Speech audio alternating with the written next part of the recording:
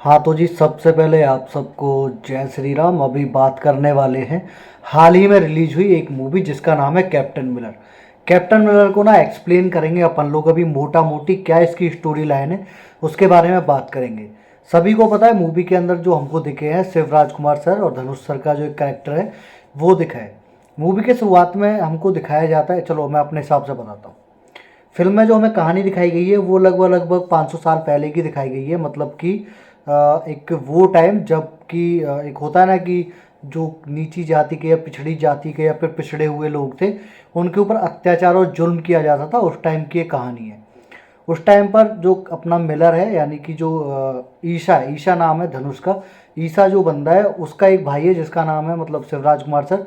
वो है एक तरह से विद्रोही बोल सकते हो आप, जो कि मतलब अंग्रेज़ों के सख्त खिलाफ रहते हैं।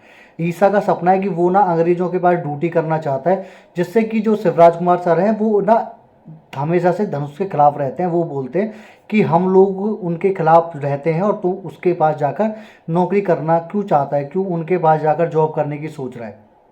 यहाँ पर धनुष बोलते हैं कि मेरे को इसलिए वहाँ पर जाना है क्योंकि कम से कम वो लोग अपनों से अच्छा व्यवहार तो करते हैं। वहाँ पर सभी लोग एक जैसे हैं, इक्वल हैं। वहाँ पर हमारे साथ कोई भेदभाव नहीं होता। ऐसा तो नहीं कि जो हमारे अपने हैं वो ही हमारे साथ भेदभाव कर रहे हैं।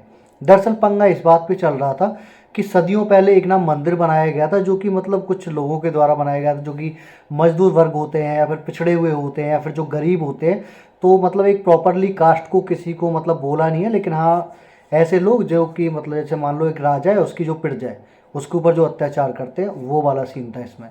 उन लोगों ने क्या मंदिर बनाया, मंदिर के अंदर एक मूर्ति रखी गई भगवान की, जो कि उन लोगों ने मंदिर बनाया था, गरीब लोगों ने। और राजा ने उसको बनवाया था, लेकिन राजा ने क्या किया, वो जो उसके गांव के लोग थे उनको आने के लिए मना कर दिया, जिसके चलते अपने जो भगवान हैं उनको देख ही नहीं पाए वो लोग जिन्होंने मंदिर बनाया। अब सीन ये होता है कि जो ईशा है यानी कि जो धनुष है उसको देखना था राजा की लड़की को, राजकुमारी को। अभी राजकुमारी की जो प्लानिंग थी वो ये थी कि वो किसी के साथ मतलब प्यार करती थी, उसके साथ उसको भगना था। एक्चुअल में तो वैसे धनुष गया था वहाँ पर राजकुमारी को देखने के लिए, क्योंकि उसने तारीफ सुनी थी कि राजकुमारी जो है बहुत ज़्यादा खूबसूरत है। राजा का एक लड़का भी है जो कि बहुत ज़्यादा मतलब एक तरीके से बोल सकते हो आप निर्दयी है, जो कि गांव वालों पर बहुत ज़्यादा अत्याचार करता है। वैसे जो राजा है वो भी अंग्रेजी जो हुकूमत है उसके अधीन ही काम करता है, लेकिन फिर भी वो राजा है और उसकी प्रजा है।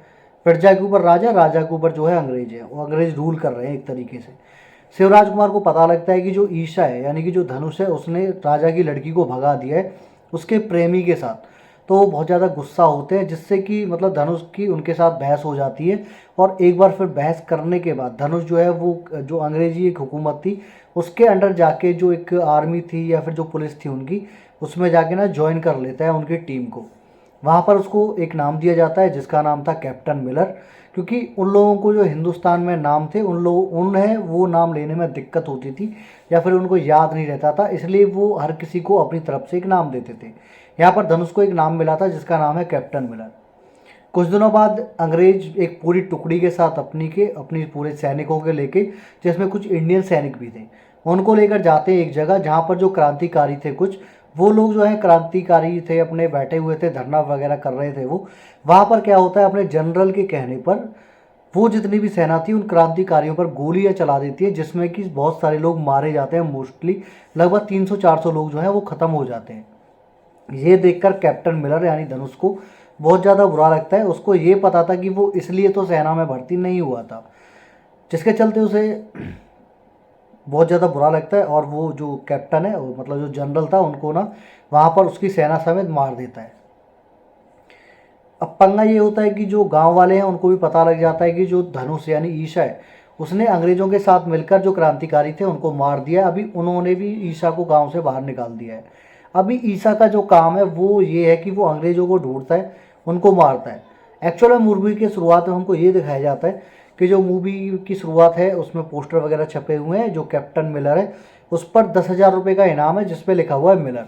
अभी वो एक पुलिस वाले को पकड़ता है, उसको मार देता है, उस पर कैप्टन लिख के हवा में उड़ा देता है। अब कहानी पे वापस वहीं आते हैं।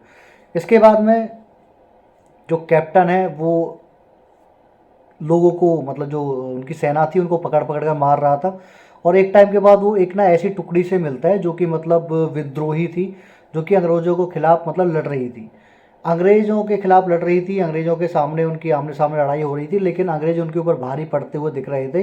तभी कैप्टन मिलर वहाँ आता है, उन लोगों की मदद करता है जो हिंदुस्तानी थे, और जो वो अंग्रेज़ थे उनको वो फोड़ डालता है। अभी अंग्रेज़ों को मारने के बाद जो अपने हिंदुस्तानी थे क्रांतिकारी, उनको पता लगता है कि जो कैप्टन मिलर है एक्चुअल में ये बहुत पहुंची हुई चीज़ है, क्योंकि उन्होंने उसको लड़ते हुए देखा है और उनको ये भी पता है कि इसके ऊपर जो है 10,000 का इनाम है।